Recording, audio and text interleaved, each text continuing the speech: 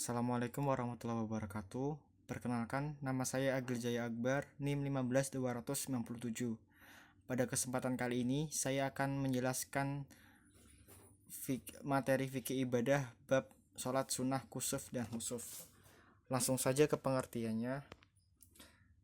Dalam istilah fuqaha, dinamakan kusuf, yaitu hilangnya cahaya matahari atau bulan atau hilang sebagian saja dan perubahan cahaya yang mengarah ke warna hitam atau gelap. Kalimat khusuf sendiri semakna dengan kusuf. Ada pula yang mengatakan kusuf adalah gerhana matahari, sedangkan khusuf adalah gerhana bulan. Pemilihan ini lebih masyhur menurut bahasa. Jadi, sholat gerhana adalah sholat yang dikerjakan dengan tata cara dan gerakan tertentu ketika hilang cahaya matahari atau bulan atau hilang sebagiannya saja. Hukum sholat khusuf dan kusuf. Ada dua pendapat dari masing-masing imam. Yang pertama adalah Imam Asy-Syafi'i berpendapat bahwa sholat gerhana ini hukumnya adalah sunnah muakkad karena dilakukan secara berjamaah seperti halnya sholat gerhana matahari. Lalu pendapat yang kedua adalah Imam Abu Hanifah dan Imam Malik. Mereka berpendapat bahwa sholat gerhana ini hukumnya wajib. Pelaksanaannya sholat gerhana bulan pada malam hari lebih berat daripada pelaksanaannya saat siang hari. Lalu manakah pendapat yang kuat dalam hal ini? Pendapat pertama adalah pendapat yang paling kuat karena sebagian ulama menyetujui pendapat dari Imam Asy-Syafi'i. Jadi telah ditentukan bahwa sholat gerhana matahari dan bulan hukumnya adalah sunnah muakkad. Lalu kapan waktu sholat gerhana dilaksanakan dan selesai? Sholat gerhana dimulai dari awal gerhana matahari atau bulan sampai gerhana tersebut berakhir.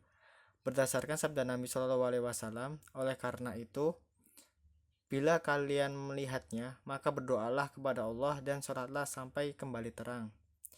Sholat gerhana sendiri tidak ditunaikan jika telah muncul dua perkara. Yang gerhana matahari yaitu terang seperti sedia kala dan gerhana terjadi tatkala matahari terbenam. Demikian pula halnya dengan sholat gerhana bulan, tidak ditunaikan jika telah muncul dua perkara, yaitu terang seperti sedia kala dan saat terbit matahari.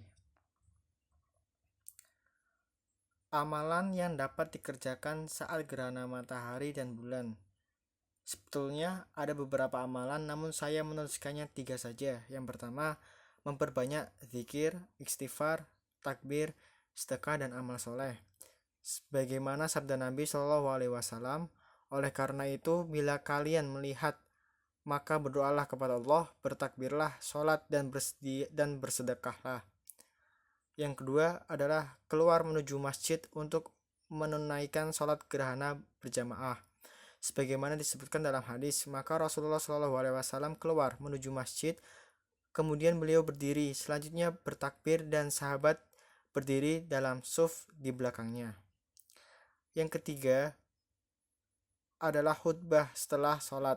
Sebagaimana disebutkan dalam hadis, Aisyah radhiyallahu anhu berkata, sesungguhnya Nabi SAW tatkala selesai sholat, dia berdiri menghadap manusia lalu berkhutbah. Tata cara sholat gerhana. Tata cara sholat gerhana sendiri ada 8. Yang pertama, bertakbir, membaca doa iftitah, ta'awudz, membaca surat Al-Fatihah, dan membaca surat panjang seperti Al-Baqarah. Membaca surat pendek pun boleh, itu juga dianjurkan oleh beberapa ulama. Yang kedua adalah ruku dengan ruku yang panjang. Ketiga, bangkit dari ruku atau i'tidal seraya mengucapkan sami Allahu liman hamidah. Lalu tidak sujud setelah bangkit dari ruku, akan tetapi membaca surat Al-Fatihah dan surat yang lebih ringan dari yang pertama. Kelima, kemudian ruku lagi dengan ruku yang panjang, hanya saja lebih ringan dari ruku yang pertama. 6. Bangkit dari ruku atau i'tidal seraya mengucapkan sami Allahu liman hamidah. 7. Kemudian sujud, lalu duduk antara dua sujud, lalu sujud lagi. Yang terakhir adalah kemudian berdiri ke rakaat kedua dan selanjutnya melakukan seperti yang dilakukan pada rakaat pertama. dan sesudah itu sunnah pula imam dan khatib berkhutbah sebagaimana khutbah Jumat. Sederhananya, saat sholat gerhana bulan dan matahari, 1 rakaat terdapat 2 i'tidal dan 2 kali membaca surat Al-Fatihah. Jadi masing-masing ada 2 rakaat, berarti ada 4 ruku dan 4 membaca surat Al-Fatihah. Terima kasih. Dan 4 i'tidal. Terima kasih.